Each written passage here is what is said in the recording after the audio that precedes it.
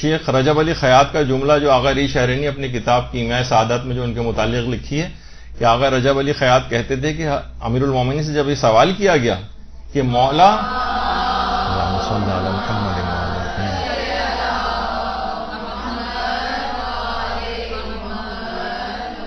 کہ آپ اس بلند مرتبے پہ کیسے فائز ہوئے، تو آپ نے فرمایا کہ میں دل کے دروازے پر آ کر بیٹھ گیا اور خدا کے علاوہ کسی کو راہ نہ دی. یہ امیر المومنین کا، یعنی ہمارے لیے اسوہ حسنہ ہے، جو پیروی ہمیں جن کی کرنا ہے، ان کا یہ خیال. تو مومن کا دل کہا جاتا ہے کہ یہ لکڑی کے ترازو کی طرح سے نہیں ہونا چاہیے، اس میں لکڑی تولی جاتی کہ پاؤ دو پاؤ اس کے اندر ڈال بھی دیں تو ہلتا تک نہیں ہے، اس کے ترازو کا کانٹا تک اپنی جگہ سے حرکت نہیں کرتا.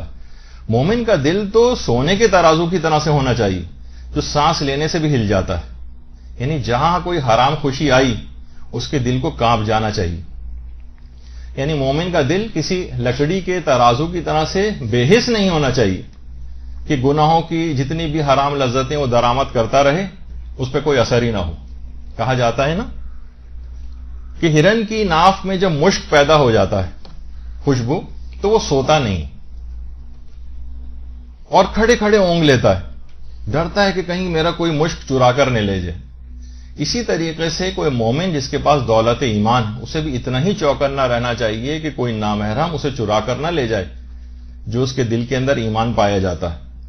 اور جس کسی کو بھی اپنے قلب کی اور نظر کی پاسبانی کی توفیق نہ ملے، سمجھ جائیے کہ اس کے دل کو ایمان کا مشک عطا ہی نہیں ہوا. یہ علماء کے جملے. اسی وجہ سے پروردگار عالم نے نامحرموں پر کے سلسلے میں حفاظت نظر کا حکم دیا.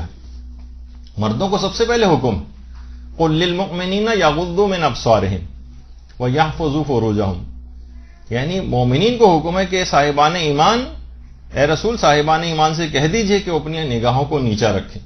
یعنی پہلے مردوں کو حکم ہے، اس کے بعد پھر یہ حکم عورتوں کے لیے آیا وقل للمؤمنات یغضضن من ابصارهن ویحفظن فروجهن، کہ اپنی نگاہوں کی، اور صاحبان ایمان عورتوں سے بھی کہہ دیجئے، یہ خالی مردوں کے لحاظ سے ذمہ داری نہیں، عورتوں کو بھی کہہ دیجئے کہ اپنی نگاہوں کو نیچا رکھیں. اور دیکھیے اتنی زیادہ اس کی اہمیت ہے، خاص طور پر یعنی شوہردار خواتین یا جو اس طرح سے معاشرے کے اندر پھرتی ہیں، ان حرام نگاہ ڈالنے کا انجام بتایا گیا ہے کہ پروردگار کا ارشاد ہے کہ اے داؤد، جو حضرت داؤد پہ وحی کی تھی کہ کچھ بندے ایسے ہیں جن کی نماز کو میں ان کے منہ پر دے مارتا ہوں، نہ میں ان کی آواز سنتا ہوں، نہ مجھے ان کی کوئی فکر.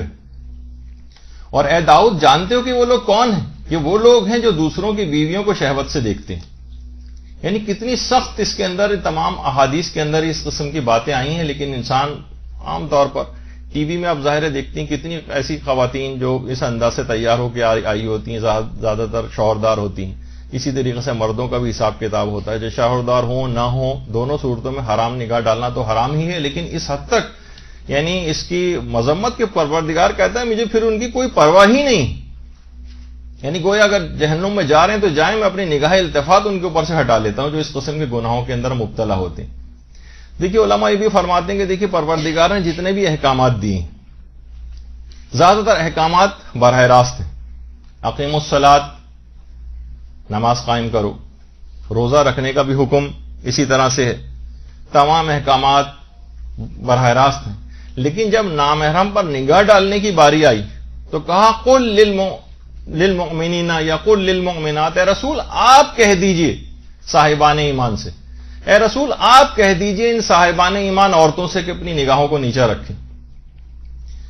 علماء بیان فرماتے ہیں کہ جس طریقے سے ایک باحیا باپ وہ خود نہیں کہتا بہت سی باتیں اپنی اولاد سے، بلکہ اپنی کسی دوست سے کہتا ہے میرے بیٹے کو سمجھا دو کہ یہ بے شرمی کا کام نہ کرے، تو اسی طریقے سے رب العالمین وہ بہت ہی باحیا اور انتہا سے زیادہ غیرت مند ہے، کسی کو حد اور انتہا نہیں. تو اس نے بھی یعنی کمال ہے اس کا کہ اس نے اس انداز سے پیغمبر کے تھرو ہی آپ کو یہ حکم جو ہے وہ دلوایا. جس طریقے سے ایک باحیا اور غیرت مند باپ براہ راست بہت سی باتیں نہیں کہہ پاتا.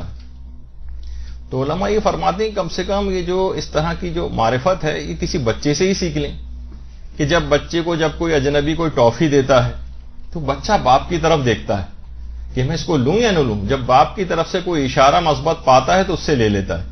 تو شیطان کی بھی پوری کوشش یہی ہوتی ہے کہ نامحرموں ایسی عورتوں کو مثلا آپ کے سامنے تیار کر کے لے کر آتا ہے ٹافی کے طور پر. یہی وجہ ہے کہ جو آخری زمانہ ہے، امیر المومنین فرماتے ہیں کہ آخری زمانہ، درود بھیجیے محمد صلی اللہ علیہ وسلم،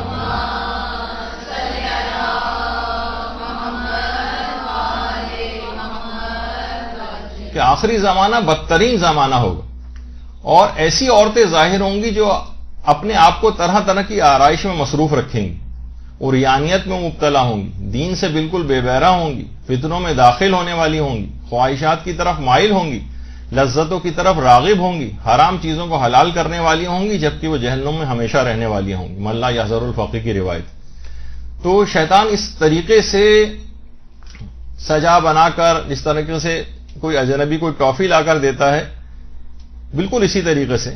تو یہ والی معرفت آپ بچے سے پیدا کریں کہ جب بھی کبھی اس قسم کی کوئی صورت نظر آئے تو فوراً جس طرح بچہ باپ کی طرف دیکھنے لگتا ہے، اسی طریقے سے مومن پروردگار عالم کی طرف دیکھے کہ پروردگار کیا حکم ہے. وہاں سے پھر یہی جواب آئے گا کہ قل للمؤمنین یغضوا من ابصارہم. وہ پہلے سے حکم آ چکا کہ اپنی نگاہوں کو نیچا کرو. یعنی افسوس کی بات ہے کہ بچہ تو اتنا سمجھدار ہو اور اتنا تابعدار ہو کہ اپنے باپ کی بات مانے، اور مومن جو ہے وہ خدا کے احکامات کو نظر انداز کرے. یہ بھی کہا جاتا ہے کہ دیکھیے ہم شیر سے کتنا زیادہ ڈرتے ہیں. جو سورہ حاقہ کی یہ آیت ابھی پیش کرتا ہوں کہ شیر جب دہاڑتا ہے تو زمین ہل جاتی. سوچیے آخرت میں جو اللہ کی ڈانٹ ہوگی سورہ حاقہ میں، خذوہ فغلوہ ثم الجحیم صلوہ.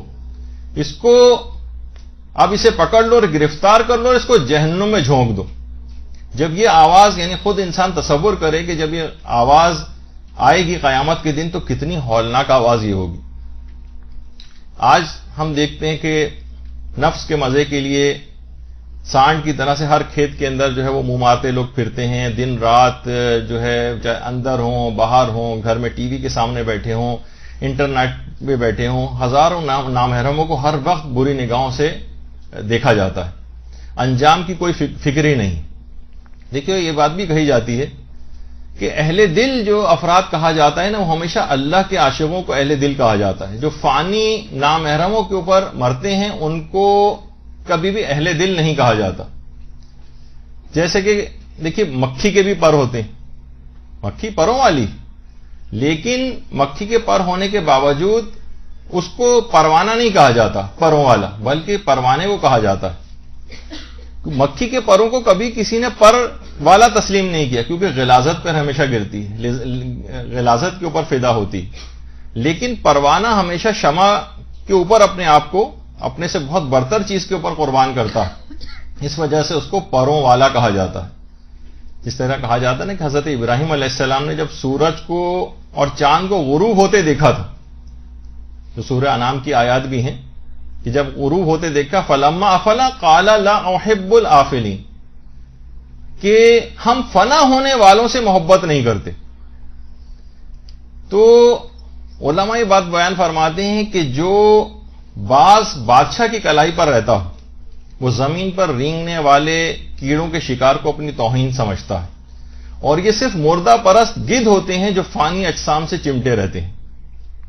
مومن کو کہا جاتا ہے، مومن ہو یا مومنہ ہو، یہ شہباز معنوی، یہ دین کی شکارگاہ میں حضرت ابراہیم کی طرح سے لا احب الافلین کا نعرہ بلند کرتا ہے کہ ہم اللہ کے سوا کسی نامحرم کو اپنے دل میں جگہ دینے والے نہیں.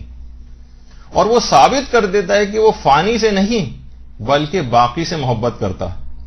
یہی وجہ ہے کہ کتنی افراد آپ دیکھتی ہیں، خود اپنی حالتوں پہ اگر ہم غور کریں کہ اتنے مستحبات بھی انجام دیتے ہیں، اتنے اذکار الہی انجام دیتے ہیں، کتنی دعائیں ہم پڑھتے ہیں، زیارات بھی کر کے آ گئے ہیں، حج بھی کرتے ہیں، عمرے بھی کرتے ہیں، اس کے باوجود کولو کی بیل کی طرح سے ایک ہی جگہ گھومتے رہتے ہیں اور روحانیت میں 1 انچ بھی اضافہ نہیں ہوتا.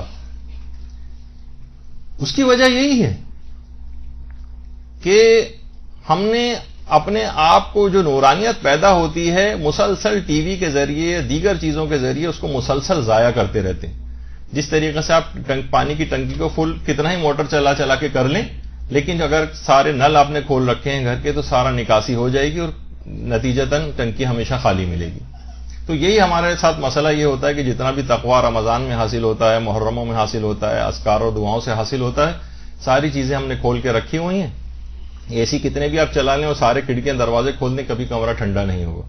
تو یہی وجہ ہم لوگوں کے تقوی کے ساتھ بھی ہو گئی ہے کہ اتنا کچھ کرنے کے باوجود بھی 1 انچ اضافہ روحانیت میں محسوس نہیں ہوتا، بلکہ پہلے سے کہیں زیادہ پیچھے کی طرف گیا ہوا محسوس کرتے ہیں. تو دیکھیے وہی والا مسئلہ ہے مومن کا، وہ جو علامہ اقبال بھی کہتے تھے نا کہ وہ فریب خوردہ شاہین جو پلا ہو کرگسوں میں، اسے کیا پتا کہ کیا ہے راہ و رسم شہبازی. یعنی ٹھیک ہے مومن شہباز معنوی ہے، لیکن اس کی پرورش ہو رہی ہے گدھوں کے ساتھ.